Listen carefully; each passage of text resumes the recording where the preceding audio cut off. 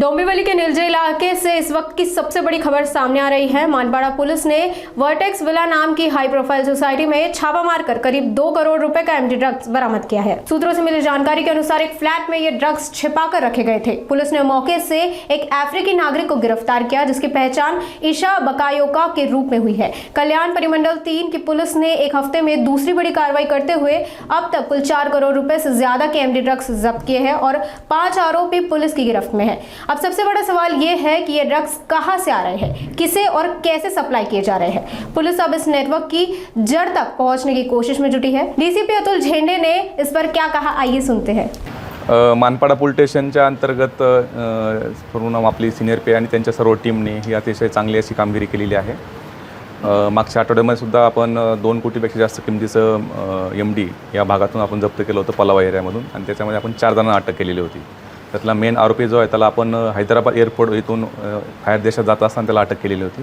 त्याच्यामध्ये सुद्धा आता त्या आरोपीकडून त्यांनी चोरी केलेली गाडी बेंगलोरवरून ती आपण जप्त केलेली आहे, आणि त्याच्याकडून सुद्धा आपण परत एमडी त्या गुन्ह्यामध्ये आपण जप्त केलेला आहे।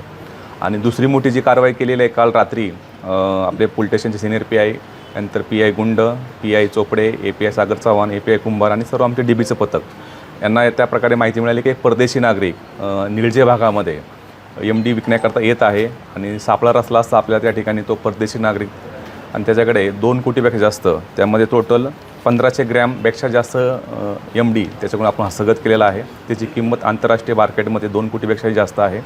आणि त्याचं नाव जे आहे तो आहे ईसा बकायोका, वय वर्ष 37। त्याचं जे मूळ त्याचा रहिवास आहे तो आयव्हरी कोस्ट या आफ्रिकन कंट्रीमध्ये तो राहतो।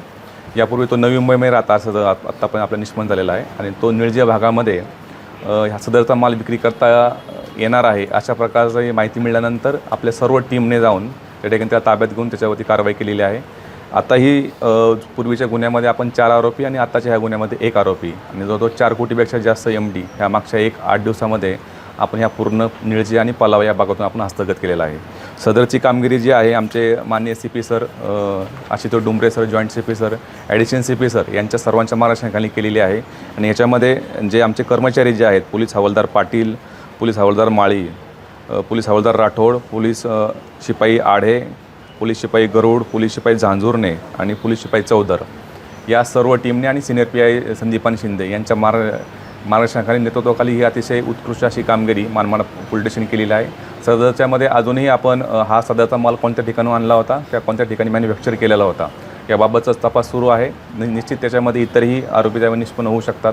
त्याचप्रमाणे हा सगळा सप्लाय जो आहे आपल्याकडे जो आत्तापर्यंत माल मिळत आहे तो कुठून येतो, कशाप्रकारे या ठिकाणी त्याचं डीलिंग केलं जातं याबद्दलचाही आमचा तपास सुरू आहे।